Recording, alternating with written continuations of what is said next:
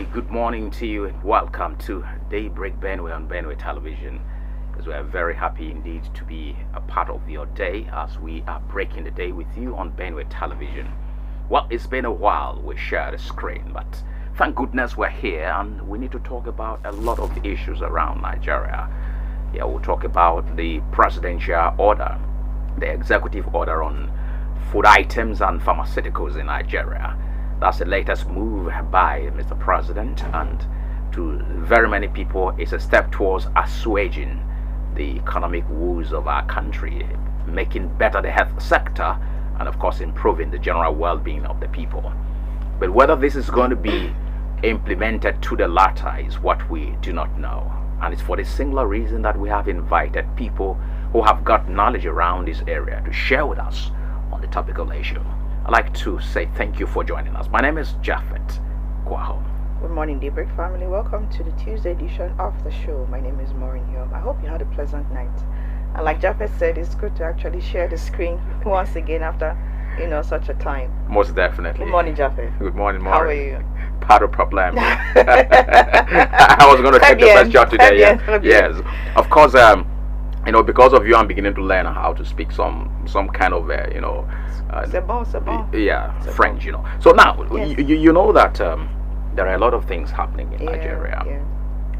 Yeah. There is an article flying recently about the president's, direction when it comes to, repositioning the economy. Yeah. And some school of thought have said when Mr. President came on board, he was a beautiful bride for the Nigerian government and of course the citizens of Nigeria. Yes, it is. And so because of his bold steps towards revamping the economic, state of our nation, people had followed Mr. President and they were actually praising him for being bold enough to take such decisive decisions. Yeah. But moving forward, people started hearing about issues of presidential jet, presidential yacht, making new the house of the vice president and a lot of other. Then the kind of appointments that were beginning to come up, people started doubting. Until date, when Nigerians are earning less than $40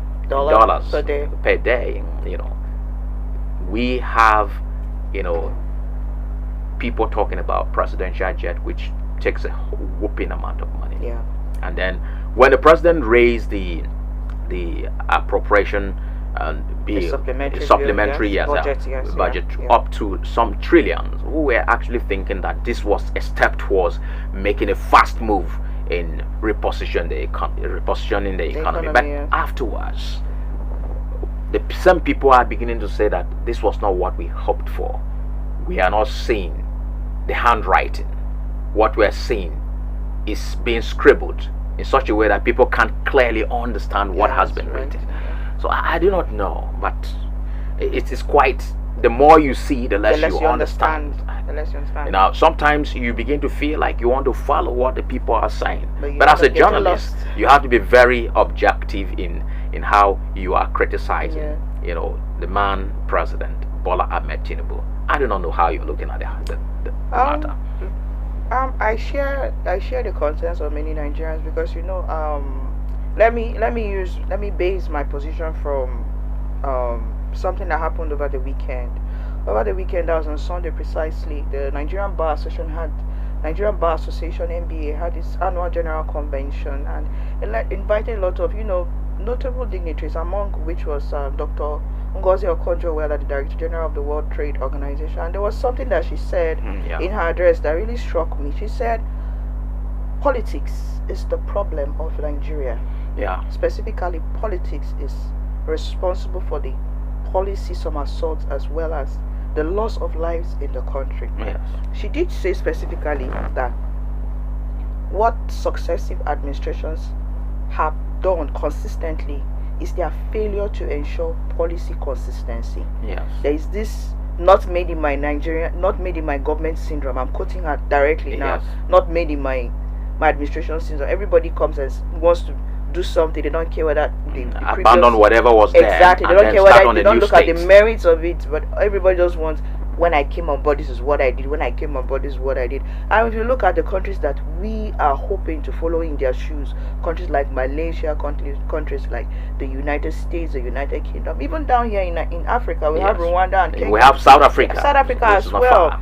These countries are countries that have relied on consistent consolidation on policies that were made by past regimes. So it begs the question of whether this administration is really, in tune with what the people want, because from what has been flying, especially when you look at the bad governance protest which just ended not too long ago, what has been flying, what was the template apart from governance, lackadaisical, or let me say haphazard reaction to it, what was flying was, it was not my administration that caused this.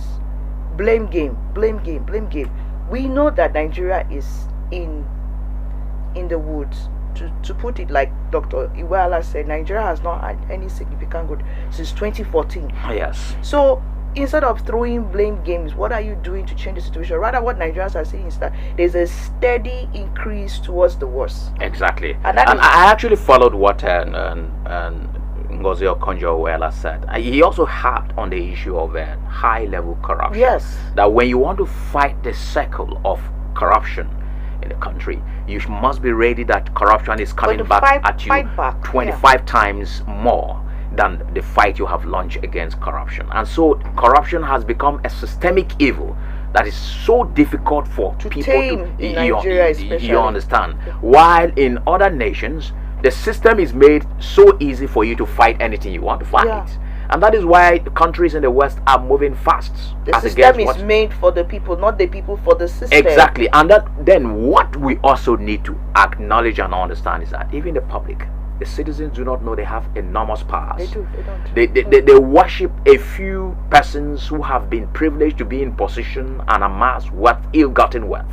You blame them. And all of that. Poverty mentality. You understand? Yeah. But look at Sri Lanka yesterday. That cannot look at Nigeria in the face. Look at what happened in Sri Lanka recently. And they were able to reshape the country. Definitely. You understand? Yeah. We were in this mess with countries like Ghana. Look at where Ghana is positioned. Even Senegal, which recently we saw Senegal as a place where people were only striving to survive. But Senegal has got one of the best systems of government now. So the problem is whether or not, like former President Obasanjo said, whether or not we're ready to change this country is a big question. Yeah. And the problem, to me, I told the line of former President Obasanjo, lies more with the citizens. We have the willpower to change the narrative. But rather than do this, we resort to sycophancy. We want to be seen as puppets begging for crumbs when we know that we own what is on the table. So these are the issues that we need to actually come up and stand against very firmly. I think the thing that with Nigeria is that we I don't know, if you look at the way Nigeria has progressed, especially from the 60s down to the 70s, I think that between the 60s and the 70s, Nigeria was, if you want to put it, I'll put it that Nigeria was at its peak. Yes. If you see pictures of how Nigeria was, you begin to ask yourself, when Nigeria's this organized, Nigeria's this disciplined, you didn't see people when there was less awareness, less education level, we were more organized than what we are. Now it now looks as if Nigerians have now decided that this is a country where once I get there, I'm going to do whatever it takes to just, want a country where once I get to the top, I'm going to build an empire for my immediate circle of family. It's not for my immediate, this is for my generations on generations. You understand? What is bewildering about this is that we know that these people come in to steal.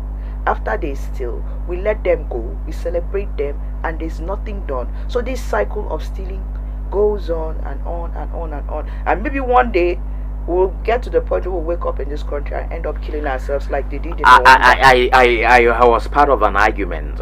Young men were talking, and I was just keenly listening, because I had gone to pick up one or two groceries, and I realized that something happened.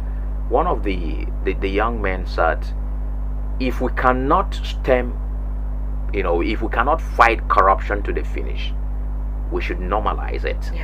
He was citing an example where a country like Paraguay, because they were not able to fight the issue of smoking, weed. Yeah. They decided that this should be a normal thing. it became a constitutional thing for the people in Paraguay. And you know what happened? But when I was listening to it, I wept deep within me. We cannot be thinking about normalizing corruption. Because according to the young man, he said corruption is beginning to seem as a normal thing. It's not beginning to seem. Yes, It's actually that a normal people who thing are into here. corrupt practices are being celebrated. They are seen as the best people in the society, while those who have been impoverished by these same persons are seen as committing a huge sin. So, well, it actually makes you want to think that yes, he was saying the truth, but of course I am not an advocate of giving up on issues, and of course I have the optimistic position. I am not a pessimist, so anything I am looking at, I always look at the positive side where change is possible. It's how to go about it and who to start it and who will actually see to it that change is actually in place. That's where the problem is. Yeah, I agree with you, because if you go around town, especially within the Makurdi metropolis, especially before the roundabout, especially, you see this every very very prominent board board with dark matter is an advertisement. Yes. Talking about the president. The president fails, Nigeria fails. If you look at it objectively, you question that statement. If the president fails, Nigeria fails. I question it because the president is the one in the driver's seat. Yes. He's surrounded. And he's the one whom we gave the mandate. Gave the mandate Yes. to. And before then, he had specifically and consistently touted that He came prepared. Came prepared. Yes. Now, if Nigeria fails, Nigerians are not the cause. Yes. Nigerians should not even be blamed. The person, the buck stops at his table is the president, because the president has promised us that he came prepared. Now, if the president came prepared, is he sure that the people he has surrounded himself with have the same vision? Because when you look at his cabinet, the composition of the cabinet, you can say one or two persons, technically are sound for the positions that they are, actually carrying. But the rest, it seems like political compensations. And when you look at all the drama that's been happening, especially with the private jet issue, it begs the question of if our priorities are really in the right place right now. And of course, it's not as if we are against the president having a nice definitely presidential not. Definitely fleet. not. It's We the want drama our behind all the drama in just surrounding the whole presidential jet thing. We want our president to have one of the best fleet in the world, presidential jets, so that wherever he goes, he's carrying the image of Nigeria. But you see, timing is very important. It's important, yes. A jet is arriving at a point where Nigerians we are just coming out from the end bad governance, in process, fact, from how it where looked, a lot of things were not even addressed. from how it seemed, is as good as that jet was available. It's just a protest that postponed the arrival of the jet. Exactly. Now, you definitely will have to make these people feel somehow. We are not against that. It's the taxpayers' money. It's our money. And we want our president to look very executive, because he's the leader of the executive cabinet of our country, and we are the giant of Africa. We can't be managing a jet. According to the Minister of Information, the jet had lasted for 30-something years. Yes, it had. Which was rather too much. Yes, of course we agree with that. But bringing a jet at a time when Nigerians were saying, Mr. President, we're hungry, it offends and the sensibilities of Nigeria. Exactly. It shows that there's lack of empathy. Exactly. So now what we really want is, yes, the president has also consistently said he is listening and is feeling the pain. If you feel the pain of the people, then you wouldn't be doing certain things. Then you would want to see that, yes, of course, I've got this jet, but at this time that these people are crying, let me address the issue of their hunger before I get back to this. Yeah, and if you look at the timeline, because when I followed, the issues surrounding the jet, the timeline, because this had to do with, the seizure of the jets in France, because the Chinese company that had signed an agreement with Ogun State government was wrongfully terminated in 2014, and then before they could even address the termination, the Ogun State government, through its own powers, was able to get them sent away from the country. So with that kind of acrimonious termination of the contract, the Chinese company now decided to take the matter up in court. And then when they took the matter up in court, the judge who had ruled in favor of the Chinese government was a former Supreme Court judge in the UK. And then there were two properties owned by Nigeria that was used as cited as part of the agreement. Yes. the Chinese government had agreed to, but the Nigerian government said that was not that wasn't proper, because those properties actually are part of the sovereign rights of the country, and that too I call going misplaced priority. And let me tell you something. The sovereignty of our country, the dignity of our country is seen in how responsible we go about yes, it. yes. Now, yes. do you know the issue of our tussle with the Chinese government on the issue of the aircraft and all of that gave us some kind of dislocation in our disreputation. Not our kind reputation. It actually gave us a Yes. a dislocation there. Yes, it was a discredit to us, and you know, I was feeling that. Why didn't we manage this to avoid having the issue escalate? Because other countries have issues like Of this. course. But how you manage It's it definitely internally key. is It's what definitely it was viral. Every nation you see The Minister of Information was saying one thing, the Foreign Affairs Minister was saying one thing, the ambassador to Nigeria in the UK was saying different. So people were speaking differently from various sides of the mouth, when this evidently was a diplomatic issue. So we call on the Nigerian government. We unanimously voted Mr. President to be the chief executive, and of course not just the chief executive of our country, but also to man the country as the commander-in-chief of the armed forces of this great nation and the president. These powers are enough, Mr. President, for you to steer the country. People have given you massive support, and the expectation is that you use the support they have given you to turn around the fortunes of our country. We want constructive criticisms and not destructive criticisms. However, we want Mr. President to be a listening president, as he has always said. Yeah, to be in touch. There with are the people. complaints now that the posture of the presidency is heading It's towards sliding towards dictatorship. Yes, of course. Yeah. Now, when freedom is allowed for expression of grievances, Yes. it lessens the burden on the minds of the people. Yeah. When you are the helmsman of a country, you must not only receive praises. At Definitely some point, not. people should criticize you, and you should even be the one to allow room for the criticism, Not because only they will that, give you direction. should be worried when you're only receiving praises, because Yes. it means that there's something definitely wrong. They will somewhere. give direction to your Yeah, country. And yeah. of course, Mr. President, you know that we have had issues with the legislative arm of government. We have The issues National with Assembly the specifically. Yes, we have had issues with the judiciary in this country. Your coming on board should be to see that we have a renewed judiciary, Yeah. in line with your renewed hope And agenda. a renewed legislature. A renewed legislative arm of government where everything is moving in accordance with what the masses are expecting of the Yeah. government. And If we have this, we are definitely going to have a country that is going to be better than the United States of America. Yeah. Let's be proud of our country once and for all, and also work towards rejigging the country's areas where things are not moving smoothly. I think we're due for a break at this point, and we'll have our guests joining us very shortly as we engage in the conversation. And remember, we'll be talking about the executive Order. order by Mr. President Yeah. on food items and pharmaceuticals. How this is going to impact the economy is what we intend to investigate on the program. Please stay with us.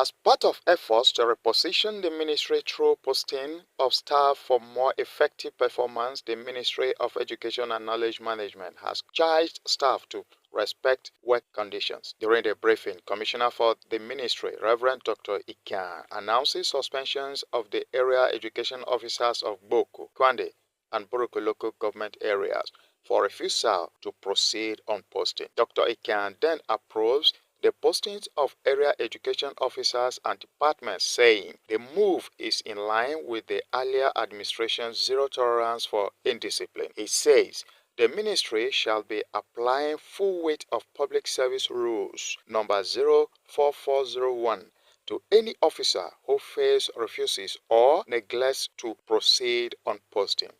But having stayed here for one whole year, I think it is time to reposition the ministry so that we can move forward.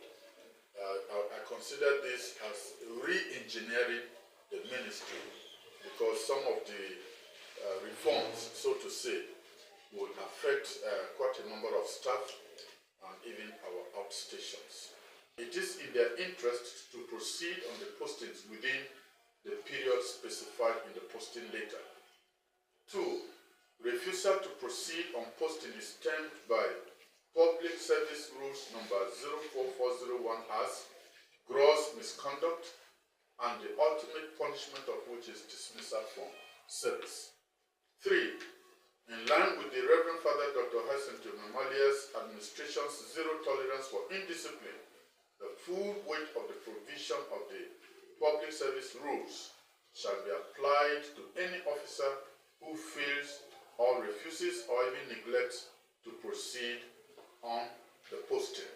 And it is my pleasure, therefore, to announce to the entire ministry and the public that knowledge management has now been floated as a department. Other background work will be done on this.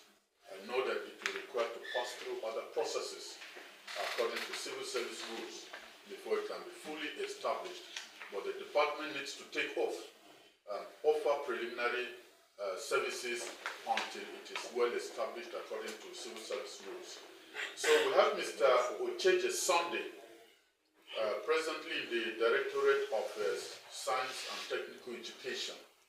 His new department now is Directorate of Knowledge Management, and he will be the acting director. Relatedly, Dr. Ikan approves the creation of a new department to be called Department of Knowledge Management, to be headed by Acting Director Sunday Ochija. Mr. Ochija was the former Director of Science and Technology Education. The Commissioner says the posting takes immediate effect, with handing over and taking over to be completed on or before Tuesday, 27th of August, 2024. Manasa Nongolchia, Benue Television.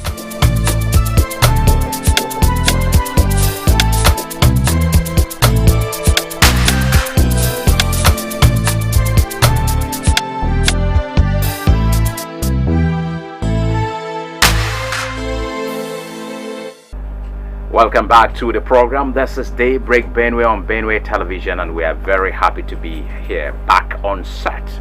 Remember that we're talking about presidential executive order on food items and pharmaceuticals in Nigeria by Mr. President. And it's good to know that our guest is already here, and so we will be joined by our guest very shortly after this break.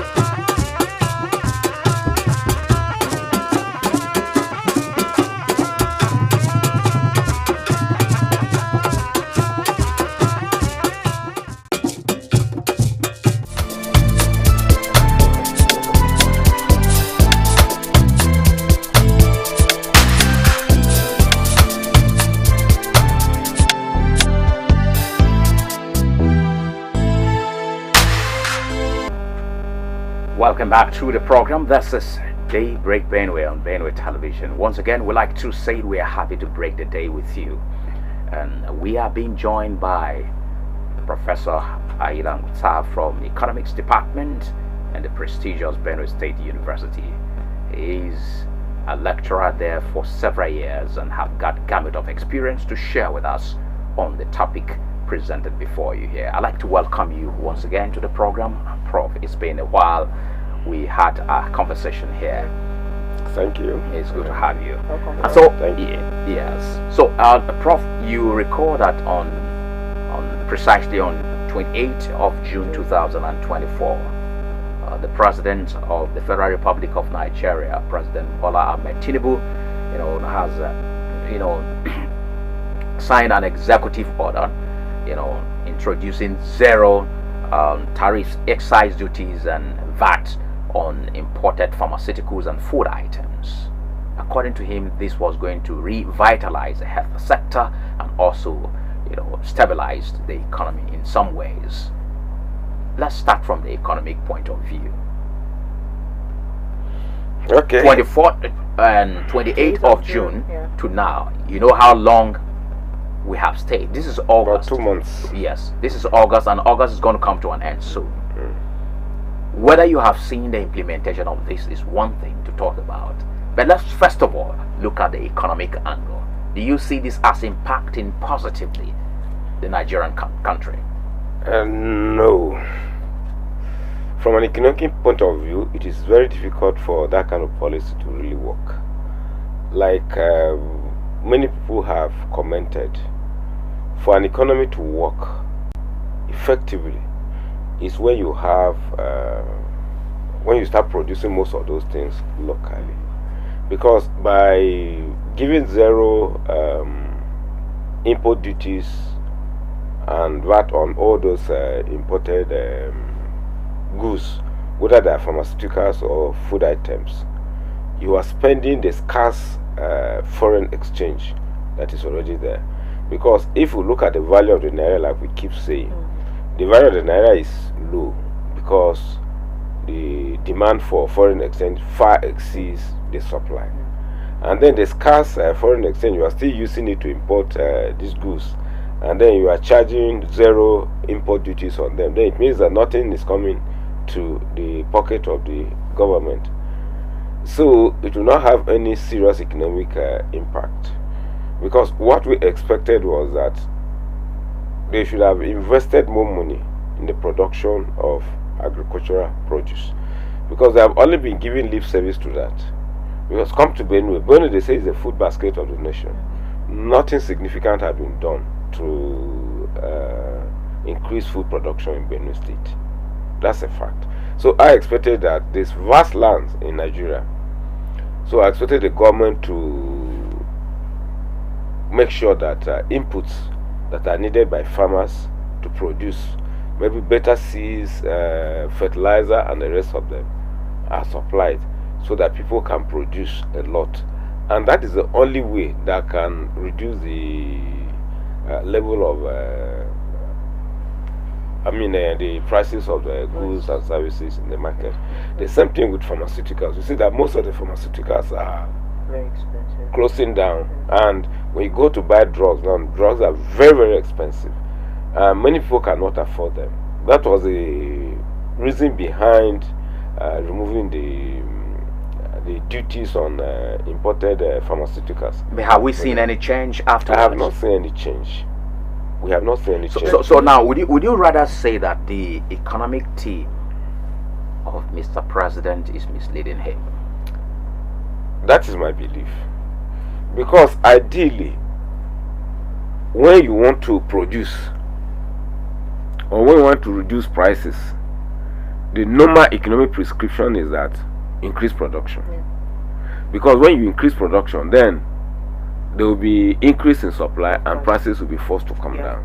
But that is not what is happening in the country, because there's increased demand for food, even though they will tell you that prices of few goods are coming down. Particularly and most of them are the ones that are coming out now, like tomatoes, pepper and those things, but they're still expensive. relatively they are still very expensive. So actually, the economic team of Mr. President is not doing what we expect them to do, because they have been in government for over a year now. So I expected that if he came in prepared, what I expected was that last year they would have pumped enough money in the agricultural sector so that things would have changed. Because actually, when you formulate a policy, it takes some time for the policy to become effective. So we expected that if they had started last year, by now there would have been increase in the supply of foodstuff, particularly. Yeah. Yes, because it takes about 6 months for crops to. Yeah. So we expected that there would be a change by now, but there has been no change. So wouldn't you say that the economic team, just like Japheth has rightly, pointed out here, wouldn't you say that the economic team is kind of giving the president this, let me see, making the president give out these knee-jerk decisions? Because when you look at it critically, this seems to be like policy somehow. So like you rightly said, if we are going to be a viable country, we must have production, and production means that we are stable in food. That's what it means. Yeah. But if you look at what is going on, especially with interest loans, which of course the president is saying that with this executive order is going to, ensure that businesses thrive because there will be more loans and the manufacturers will have, a more conducive environment. But when you look at it critically, it is not true, in the sense that interest rate has jumped to 35% now, as against 28.7 in quarter one. This is quarter two. And if you look at what the economic team of the president is doing by hiking monetary policy, don't you think that this is a double speak? The government seems to be, reacting to things based on how Nigerians are feeling at the moment. I think that is you have captured it very, very well, because you are talking about giving loans to people and the interest rate is as high as 35%.